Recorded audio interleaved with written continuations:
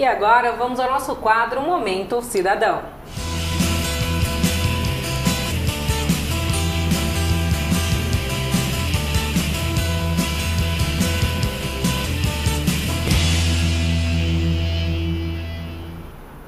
E para falar de questões polêmicas, recebo aqui nosso comentarista Leandro Alves. Boa noite, Leandro. Boa noite, Ilane. Boa noite a todos e a todas. Leandro, vamos começar com o nosso momento eleição. A gente está falando já alguns quadros sobre as eleições que vamos ter esse ano em 2014. E hoje a gente vai comentar a última pesquisa Ibope, que novamente a presidente Dilma Rousseff, atual presidente do Brasil, que provavelmente vai ser candidata à reeleição, continua em primeiro lugar e dessa vez ela venceria no primeiro turno. Isso mesmo, Ilane. Boa noite a todos e a todas. A pesquisa Ibope, que saiu a última semana, na quinta-feira, mostra a presidenta Dilma em primeiro lugar em todas as probabilidades, em todas as pesquisas relacionadas. Qual é o diferencial dessa pesquisa Ibope que saiu a semana passada? Ela está mostrando agora 8 candidatos. Então já está quase que montada todo o circo eleitoral, né? Porque vocês sabem muito bem, em junho e julho, onde as convenções partidárias vão acontecer, onde de fato todos os candidatos serão inscritos. Hoje são suposições e possibilidades, né? A própria presidenta Dilma tentando a reeleição, Aécio Neves do PSDB, ex-governador de Minas Gerais, senador, e Eduardo Campos de Pernambuco, ex-governador de Pernambuco. Então esses três, até no primeiro momento da eleição, nós falamos há 2 semanas atrás, seriam os postulantes que estão aparecendo aí, junto com Marina Silva, que está junto com o Eduardo Campos. Com essa pesquisa Ibope, algumas coisas estão já mudando. Para vocês terem ideia, a presidenta Dilma, em 2 cenários, ela seria eleita no primeiro turno com 40% dos votos. Por que eleita no primeiro turno? Porque a soma de todos os outros candidatos não daria os 40% que ela teria. Então, por isso que ela seria eleita no primeiro turno. No segundo lugar, ficaria o Aécio Neves com 13%, o Eduardo Campos com 6%. Então, essa seria uma visão inicial com o Eduardo Campos candidato. E agora, como a pesquisa Ibope relacionou outros candidatos, eu vou falar para vocês quais são esses candidatos aqui no momento eleição do nosso Momento Cidadão. Em quarto lugar ficaria o pastor Everaldo do PSC com 3%, senador Randolfo do PSOL com 1%, e aí outros postulantes que estão surgindo é o Emael do PSDC, Levi Fidelis do PRTB e Mauro Iazzi do PCB. Ambos não pontuaram nessa pesquisa do Ibope. Então o quadro já está se mostrando aí.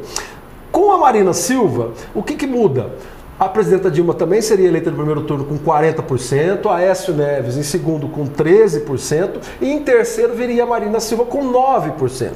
E os demais candidatos na mesma pontuação que eu falei agora há pouco. O diferencial que nós precisamos analisar nessa pesquisa que a Marina Silva já não está sendo mais tão preponderante na candidatura Eduardo Campos, que os dois juntos se mostravam uma terceira via com muita força nas pesquisas anteriores. Nessa pesquisa já começa a mostrar que eles já estão meio estagnados e que a diferença da Marina Silva para o Eduardo Campos é muito pequena. Uma outra coisa que a gente observa é que tanto o Eduardo Campos como o próprio Aécio Neves já fazem 6 meses que não se alteram nos percentuais da nossa pesquisa.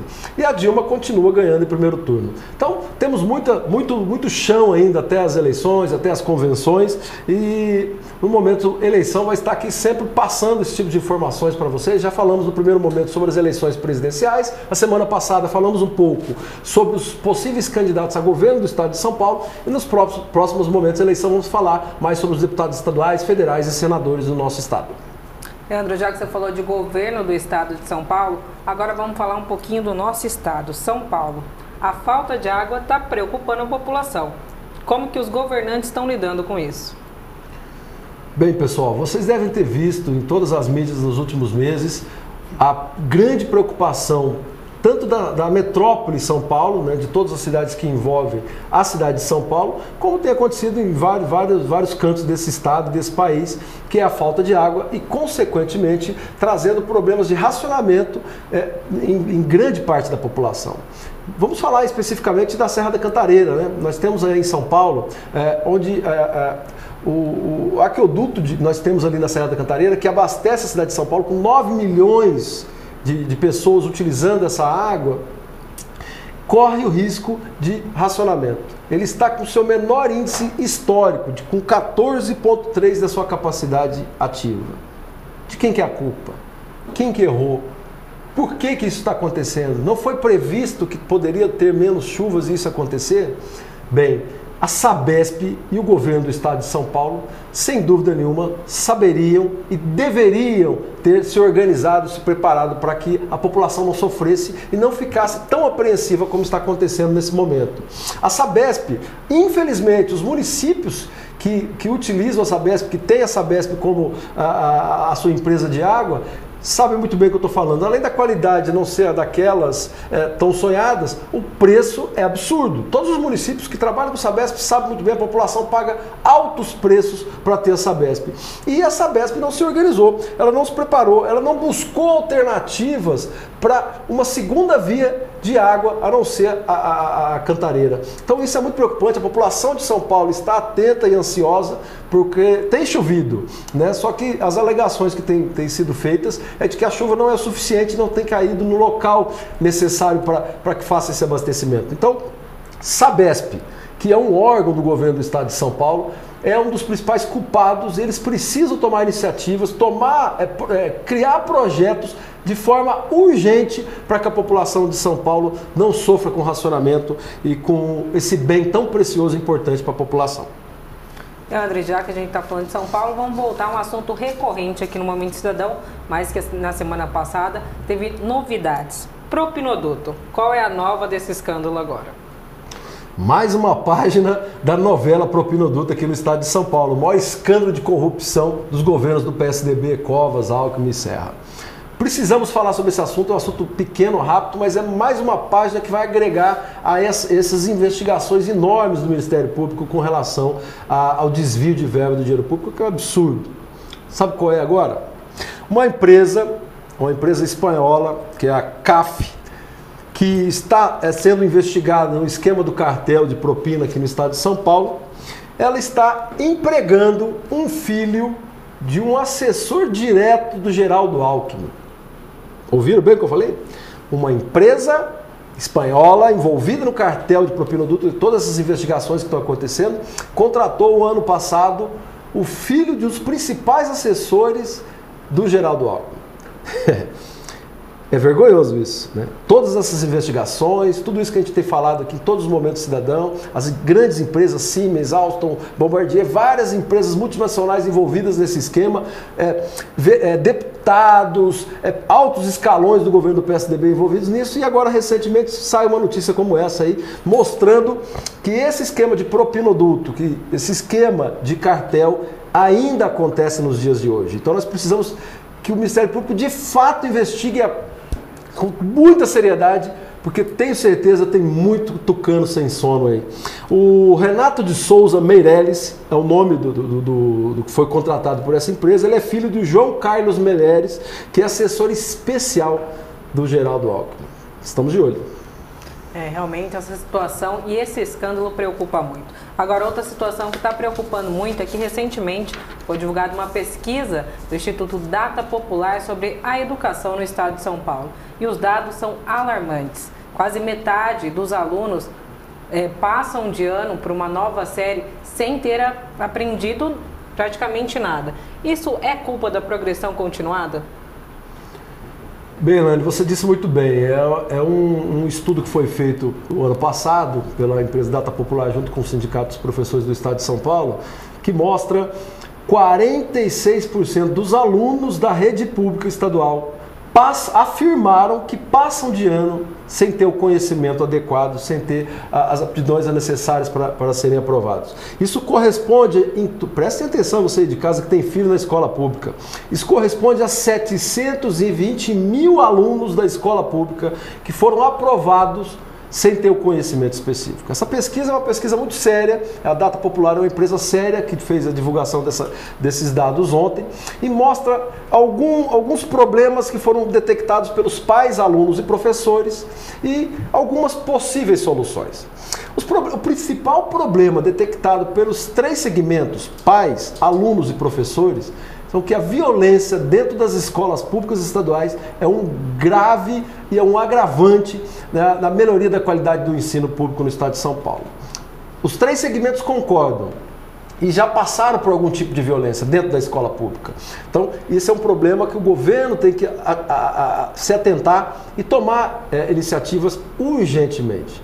Agora, sem dúvida nenhuma, pais, com 94% dos pais, 72% dos alunos e 63% dos professores, os 3, pais, alunos e professores, são contrários à progressão continuada existente no estado de São Paulo. Todos eles alegam que a partir da progressão continuada até hoje, a qualidade do ensino caiu e a educação no estado de São Paulo está com esses índices alarmantes. É preocupante, porque o estado de São Paulo, quando implementou esse projeto de progressão continuada, tinha um intuito teórico, pedagógico, rico e importante. Porém, o que aconteceu na prática foi a aprovação automática dos alunos, que não é esse o papel da progressão automática. Ou seja, os alunos têm ido para as escolas sabendo já de fato que vão passar de ano.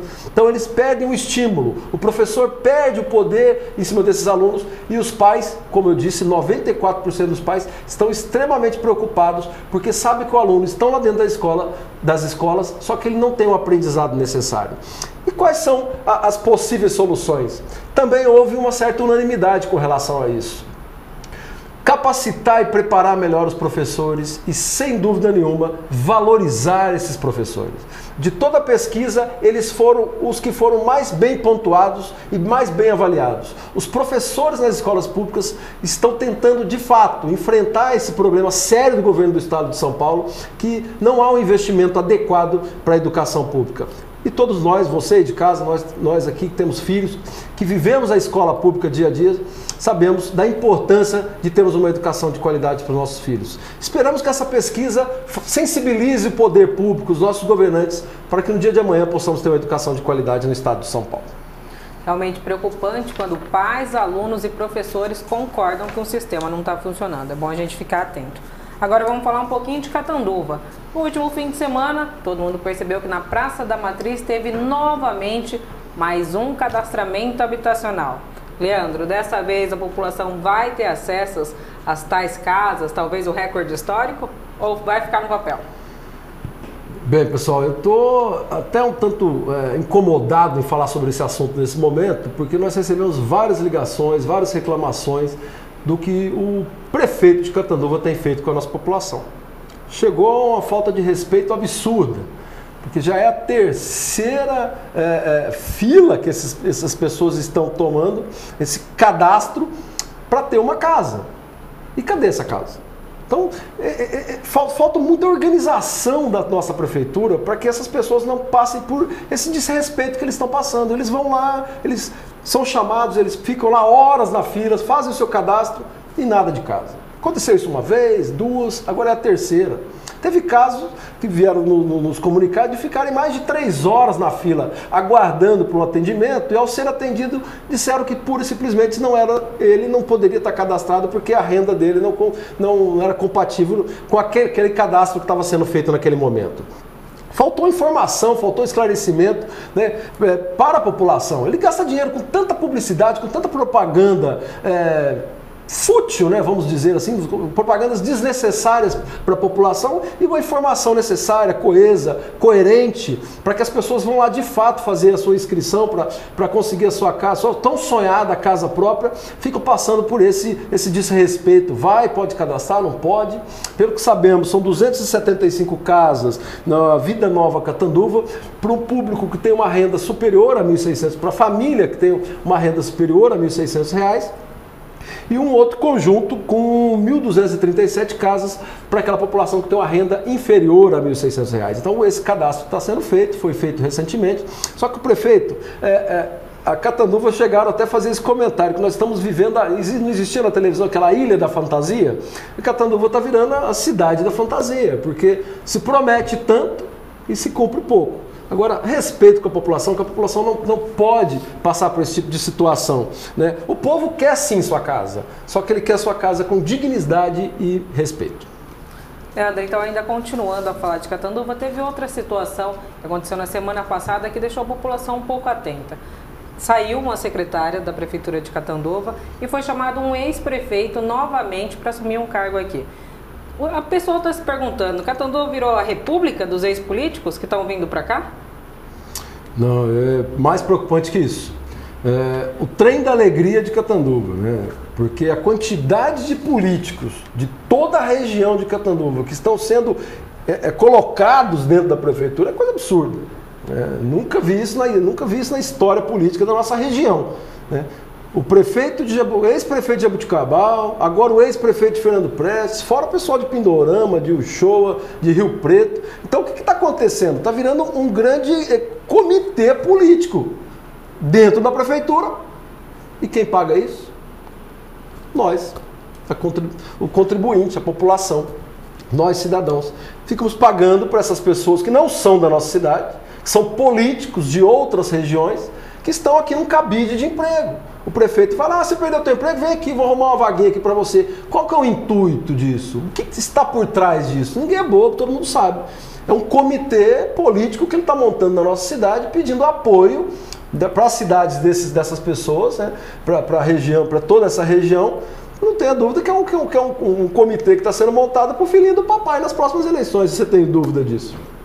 Agora, o que não dá para aceitar, né, é ele fazer isso dessa forma e com uma funcionária da prefeitura de carreira, uma funcionária séria, competente, que é a funcionária Solange, que ela foi retirada do seu cargo ali na finanças, na parte de tributos, né, que sempre desempenhou há anos esse trabalho de uma forma competente e honesta, porque ele alegou, de certa forma, que os problemas da taxa de lixo, que os problemas do reajuste do IPTU, que nós já falamos aqui em vários momentos, de certa forma, querendo culpabilizá-la, né, de que ela tinha errado nesse sentido.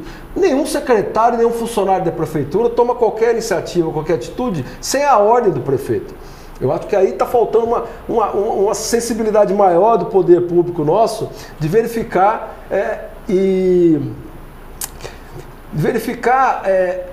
a sensibilidade que eu quero dizer para vocês é com relação aos funcionários. O funcionário ele não vai tomar uma atitude se não for por ordem do prefeito. Eu acho que o prefeito tem que, no momento que ele desempenhou um papel, uma ordem, e foi cumprida, eu acho que ele tem que honrar com as suas palavras e aceitar os ônus e os bônus do que isso vem acontecer. Foi o que aconteceu com a Solange. Né? Ela estava num cargo de responsabilidade, desenvolveu o que foi pedido através de lei por ele próprio prefeito, que foi esse reajuste, e agora está querendo culpabilizá-la e pôs outra pessoa no lugar para tomar conta desse assunto de uma forma totalmente equivocada, porque é uma pessoa que não conhece Catanduva, uma pessoa que não tem nenhum vínculo com Catanduva, que é o ex-prefeito Fernando Prestes. Não estou falando da capacidade pessoal da pessoa, se ela tem ou não, mas será que em Catanduva nós não teríamos algum outro funcionário para ocupar esse cargo da nossa cidade, valorizando o nosso profissional da nossa cidade? E, sabe, é complicado o prefeito culpabilizar um funcionário pelos seus próprios erros. Porque esse reajuste de IPTU e esse reajuste da tarifa do lixo é culpa do prefeito. Eu acho que ele deveria ter repensado antes de jogar todo esse acúmulo de taxas de impostos para cima da população. Então, esperamos que o prefeito tenha um pouco mais de respeito pela população de Catanduva, que paga os seus impostos em dias, e pare de contratar e fazer de cabide político os órgãos e os cargos existentes dentro da prefeitura. André, realmente acho que o que a população espera é exatamente isso, respeito. Muito obrigado pela participação. Obrigado, Evelyn, obrigado a todos. O Novo Jornal fica por aqui, uma ótima noite e até amanhã.